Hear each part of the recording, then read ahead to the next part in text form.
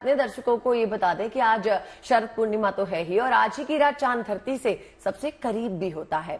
आज ही के दिन धरती पर हुआ था सबसे बड़ा महारास। माना जाता है कि द्वापर युग में भगवान कृष्ण ने आज ही की रात वृंदावन की गोपियों के साथ महारास किया था। आज वो जगह निधि वन के नाम से जानी जाती है। कहा जाता है वो महारास आज भी खत्म नहीं हुआ। हजारों सालों से भगवान कृष्ण रोज रात में गोपियों से मिलने विधि वन जाते हैं, माफ कीजिए निधि वन जाते हैं, लेकिन शरद पूर्णिमा की रात सबसे खास मानी जाती है। आप इस रिपोर्ट के जरिए ये समझिए।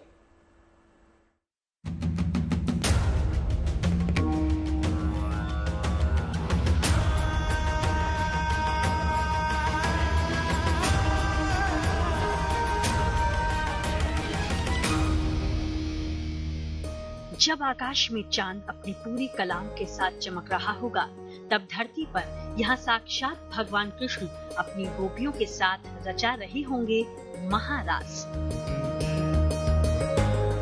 कहते हैं वृंदावन के इस निधिवन में हर रात भगवान कृष्ण गोपियों के साथ रास रचाते हैं, लेकिन शरद पूर्णिमा की रात को यहाँ पर महारास होता है। मान्यता है कि द्वापर युग में भगवान कृष्ण ने शरद पूर्णिमा की रात को ही पहली बार इसी जगह पर गोपियों के साथ महारास किया था। कहते हैं द्वापर युग में वृंदावन की सभी गोपियां श्री कृष्ण को पति के रूप में पाना चाहती थी।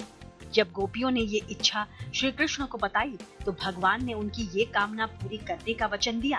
शरद पूर्णिमा की रात चंद्रमा अपनी 16 कलाओं के साथ दिखाई देता है, इसलिए श्री कृष्ण ने शरद पूर्णिमा की रात यमुना तट के पास निधिवन में गोपियों को मिलने के लिए कहा।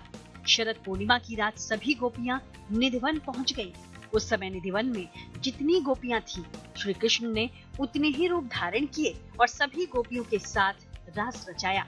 मान्यता है कि तभी से ये सभी गोपियां और भगवान कृष्ण के वो अवतार तुलसी के वृक्षों के रूप में निधिवन में ही बस गए।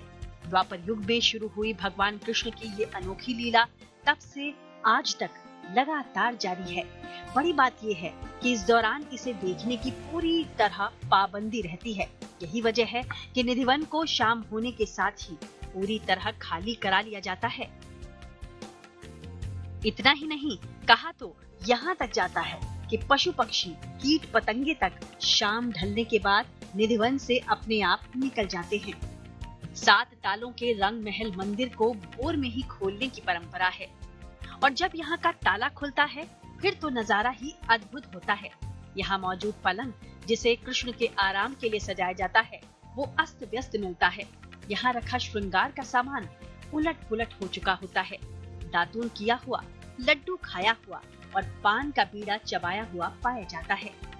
निधिवन के भीतर ठाकुर बिहारी जी का एक मंदिर भी है। इस मंदिर के बारे में कहा जाता है कि ध्रुपद शैली के जनक स्वामी हरिदास को भगवान कृष्ण ने सपने में दर्शन दिए थे और खुद के विशाखा कुंड के पास होने की बात कही थी, जिस पर स्वामी हरिदास ने अपने शिष्यों की मदद से खुदाई कराकर एक मूर्ति निकलवाई। इसके बाद यहाँ एक मंदिर की स्थापना की गई। निधिवन को रहस्यों से भरा माना गया है, जिसकी गवाही देते हैं यहाँ तुलसी के बड़े बड़े पेड़। आमतौर पर तुलसी के पौधों की बात कही जाती है, लेकिन निधिवन में तुलसी के पेड़ हैं। खास बात यह है कि जहाँ पेड़ों की शाखाएं ऊपर की ओर बढ़ती हैं, वहीं निधिवन में मौजूद तुलसी के पेड़ों की शाखाएं नीचे की तरफ बढ़ती हैं।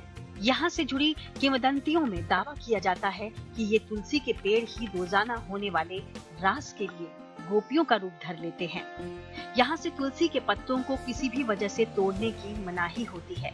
श्रीमद् भागवत के 10वें स्कंद में रास पंचाध्याय में शरद पूर्णिमा को महारास का जिक्र किया गया है। इसके अनुसार शरद पूर्णिमा की रात को ही गोपियों के आग्रह पर भगवान कृष्ण ने उन्हें जीवन दर्शन समझाया था और रास रचाया था। वैष्णव भक्त मानते हैं कि श्री कृष्ण चिदानंदन दिव्य शरीर हैं।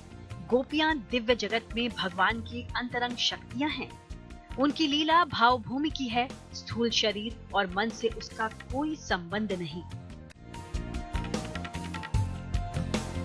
जो भी है, सच ये है कि मान्यताओं के अनुसार निधिवन में ये सिलसिला थमा नहीं है, आज भी अनवरत जारी है और भक्त भाव से ही सही भगवान के इस रूप और रास से जुड़े हैं। Bureau report, good news today.